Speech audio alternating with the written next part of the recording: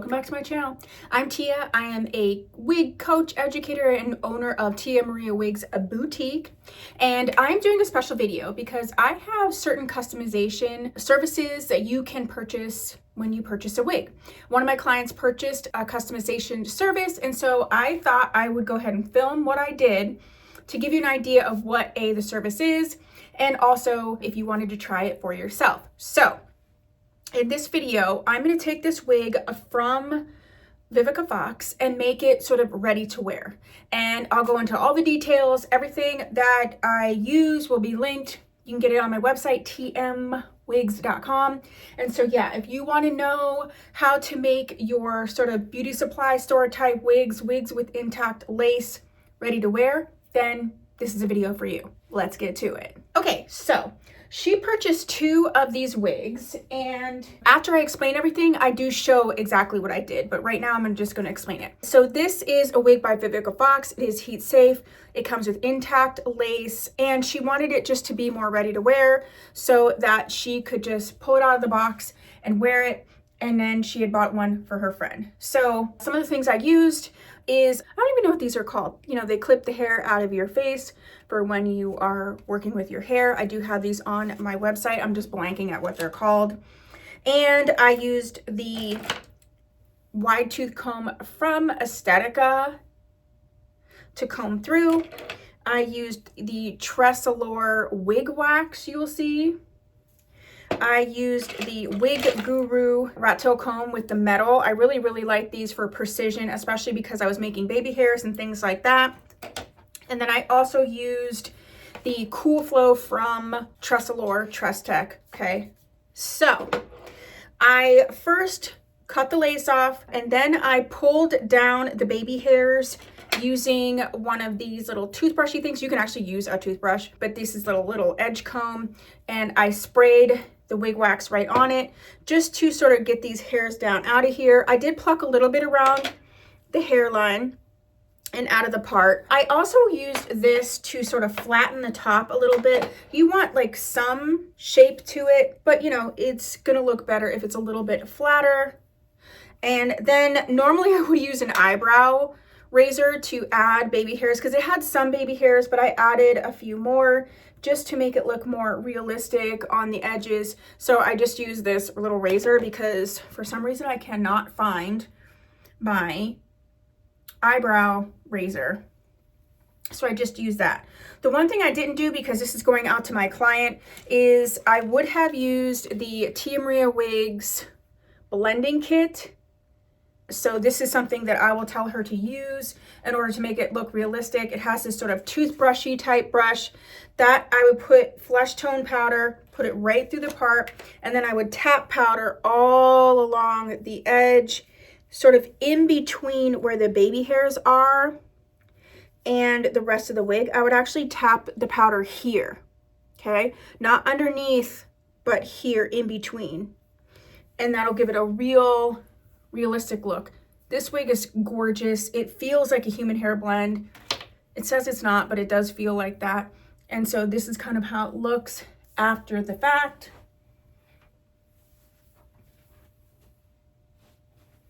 And now when they get it, as opposed to it having the lace on it and all the stuff, it's just gonna be put it on, put your powder on, and you're ready to go. So if you want to actually see the process, I will show it to you. It seems a little more simplistic as I'm just like talking about it, but I wanted to go ahead and film this, so you would understand. Now, ready to wear services may be different for different wigs. This also has combs in it. Some people would want me to remove the combs. So that would be cut the lace, remove the combs, you know, make it look as realistic as possible and ready to wear as possible. And then when you get it, you would do the finishing touches of sort of customizing it to your particular needs, but a lot of the other base stuff would already be done.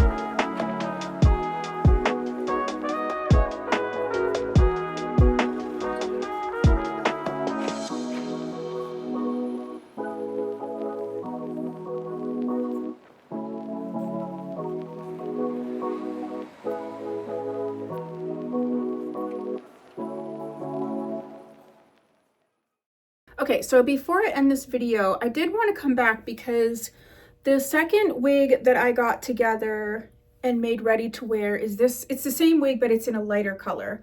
And the one thing that I do have to say is I did have to pluck a little bit more out of the part just because with the lighter fibers, I just felt like you couldn't see the part as much and probably could pluck out just a little bit more. I don't like to over pluck because that can cause an issue too.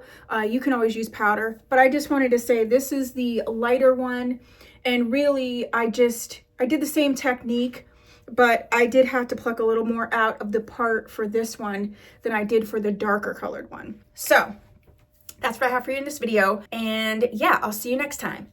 Bye.